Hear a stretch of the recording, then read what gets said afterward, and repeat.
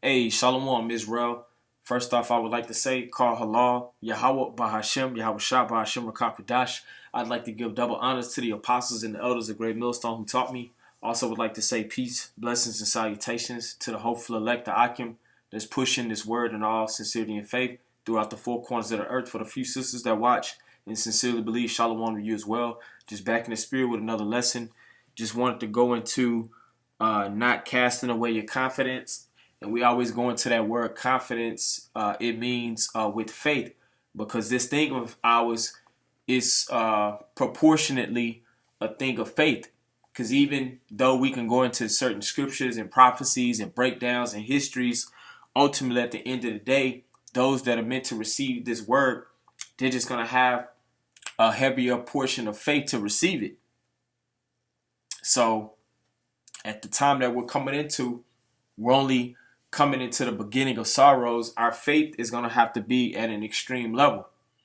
And we've been going into how the fear of the Lord, which is pretty much obedience and that wisdom, that's what helps muscle memory and strengthen your faith. Ultimately, it starts there. But the time that we're coming into, faith is going to be very key. Faith is the key, we always say. But before I ramble on too much, I'll just read some scriptures here. This is a short lesson. Hopefully, Lord willing, this will edify. I'm here in Proverbs 24:10. It says, if thou faint in the day of adversity, thy strength is small. So I was going into that word faint here in the Hebrew. In this rapah in the Hebrew, H7503, it says feeble, weaken, alone, slack. It says to sink, relax. And I know the apostles been in the spirit to get on guys that was in the school, years ago, that were gone, that left us for dead, but they popping back up on the scene. So these guys, that's just an example of someone who just draws faint in the spirit, to sink down, to relax, to let drop, be disheartened.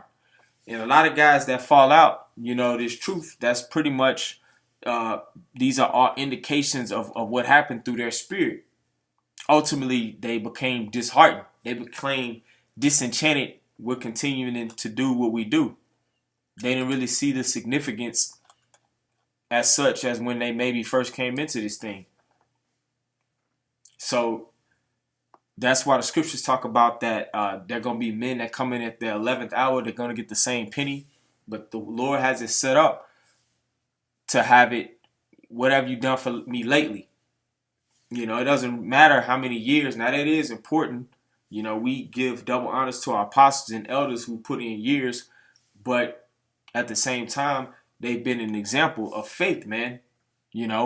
It's not about those who have just been it the longest, but those men who endure to the end, ultimately, who finished their course, just as Yahweh Shah had to finish his course.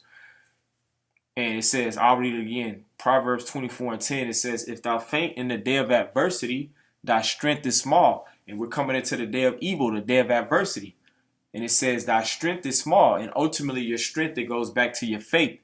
So if you get weak, if you want to go back into the world, if you're enticed, if you're entangled with the affairs of this world, if you're getting, if your strength is diminishing, if your faith is diminishing, if you get more disenchanted, and we ain't even really came into the Jacob's trouble, man, it's not looking good. If you're a sincere brother, you better pray that the Lord put the right spirit on you that you need, that the Lord strengthens your spirit so that you can fight through this course. Because right now is not the time, the point being made, to draw faint, to draw weak. And for that, I'm going to just speak about that confidence, man, with faith. Because faith, that's our strength. And that's something that you have to pray for, honestly, if it's something that you don't feel that you got the right measure to, move accordingly through the spirit, the way that you need to move. That's something that you just got to pray, fast for, But ultimately, that's what it's going to take to get us through this course. This is Hebrews 10 and 35. It says, cast not away, therefore, your confidence. And that's what I was saying, that word confidence. And when you go into it, it means with faith, with fidelity. So you're not supposed to cast away your faith in the Spirit, regardless of how things may appear at that appointed time. Because we're coming into a time of adversity, man. The beginning of sorrows, which is going to lead up to all just manner of mayhem, and a time as such has never been on the planet. It says, cast not away, therefore, your confidence, which hath great recompense of reward. So our confidence, our faith in the Lord, and confessing and doing the works of the Lord to draw our people near to the Lord to repent, that's going to be of a great payback and a great reward. It tells you in Hebrews 6 that the Lord, he's not unrighteous to forget our work and our labor of love. So we're going to be rewarded if we keep the faith, if we sustain the faith. Because you got to carry that faith in doing the works and being fruitful in the Spirit until the end of your course, however that may play out.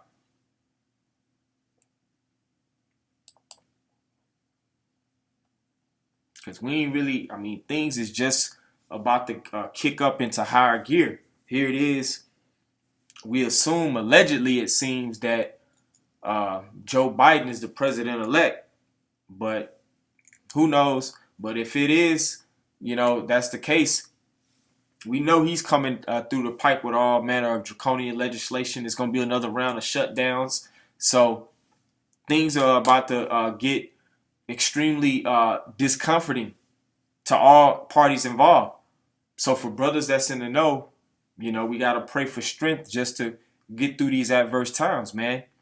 And ultimately not depart from the way of the Lord that we know. Not giving in to the RFID microchip ultimately, because we know that Esau going to come with the vaccines.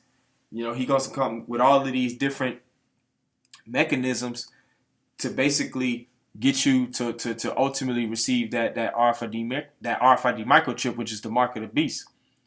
But it's going to take a level up of faith to allow you to resist the devil. This is I found what I was looking for. This is Jeremiah 29 and 11.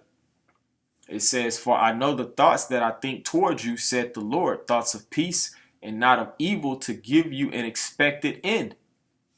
So the Most High, he wants to give us an expected end. We expect to receive the kingdom. The promises that was given to our forefathers, we pray that we're going to fall into the lot of that inheritance, man. We know the things that's required to hopefully receive that. Lord willing, our sacrifice will be good enough to where we're worthy to be delivered out of the destruction and then being set back up as the rightful rulers of the kingdom of heaven that's going to be played out on earth. So even though all manner of evil and hell is coming to this place, we should have a greater and a higher expectation of the end. I always like to quote King Solomon. I believe it's the Ecclesiastes. It's either the 7th or the 8th chapter. I can't remember right now. He said, better is the end of a thing than the beginning thereof. And the reason we should be glad for the end, really not of the whole world, but just of this current rulership, is because after this current system goes down, that's when the righteous rulership under Yahweh Shah, in the elect is going to be established.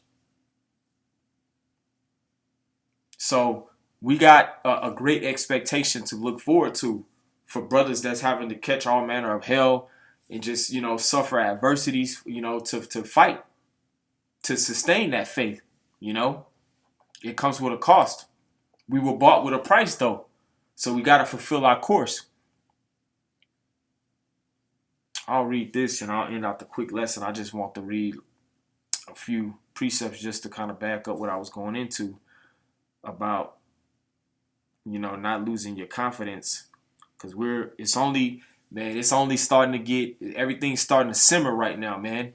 It ain't really just got boiling hot yet, but the climate is going to drastically change, man, especially with a so-called regime change here, with this U.S. Election whole process, But I'll read this and I'll end out the lesson. This is Revelation 2:25. It says, "But that which ye have already hold fast till I come."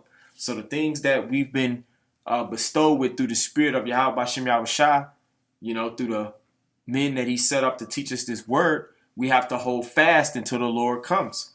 That's why the Lord Yahushua says, "Blessed is he whom when I cometh shall I find so doing." I'm loosely paraphrasing.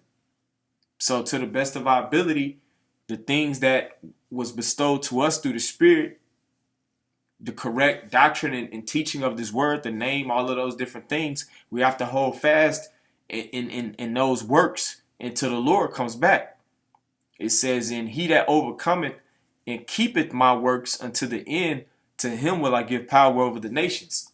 So you have to overcome any obstacles that's put in your way, knowing that the Most High, that his grace is sufficient, just like he told the Apostle Paul, and we have to keep his works until the end. And for us, the main works is just preaching the word while we have time. We understand that according to Amos 8:11, that there's going to be a famine in the word to where we're not going to be able to be on the street corners or maybe have YouTube as a platform to publish this word. But while we have time of liberty and grace, we have to keep the works of the Lord until the end. That's the way we're going to receive power over the nations. So it's about finishing your course. It's about not losing confidence in the promises of the Lord. Cast not away, therefore, your confidence, because we do got a great reward to look forward to. America is pretty much circling the drain. And this is not the end all be all. So for brothers that's going through different things and it doesn't seem as such right now that you're going to be elevated, you have to really just pray and fast and do whatever is necessary. Get around brothers that's really on fire in the spirit to help you just push on. If you're set forth, of course, to be one of those men who endure and just bear their cross until the end. So this is just exhortation, just hopefully an upliftment video for brothers to just push on, man. Don't really get carried away in things that you don't really have control of. Just push forward in the spirit, man, towards the mark of your high calling. So, Lord willing, this made sense and edified. I want to give all praises to Yahweh, by Hashem, Yahweh Shah, by Hashem, Rakakwadash. Double honors to the apostles and the elders of Great Millstone. Shalom, peace and blessings to the hopeful elect.